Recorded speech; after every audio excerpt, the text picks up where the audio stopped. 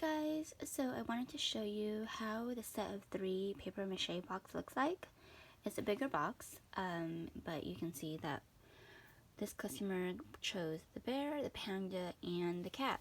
Remember, you can always mix and match. So you get 3 of the adoption certificates. Then you will get a detailed instruction sheet for each of the animals, so you clearly know what you need to do. Remember, this is a 2-day process. Then you've got your 3 smaller paintbrushes for the facial features, your 3 bigger brushes. This you will be using on both days. You'll be using it for the paper mache when you're doing the glue mixture, and then on the second day when you're doing the base of your animal. Here are the 3 stands that you can use after you're done to put your beautiful animal.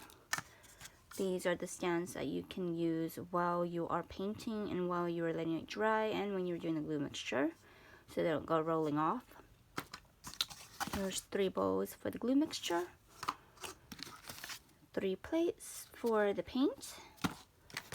Here is the paint set and glue for the bear, paint set and glue for the panda, and the paint set for the cat and the glue. And then here are all the strips of paper that you need for your paper mache, plus the 2 larger sheets for the ears and the balloons for the actual paper mache, which I give you an extra one just in case. So there's 3 of those, and then there's parchment paper, 2 for each for day 1 and day 2, so that you don't get your table all messy. And that's it. I hope you enjoy it. Thank you.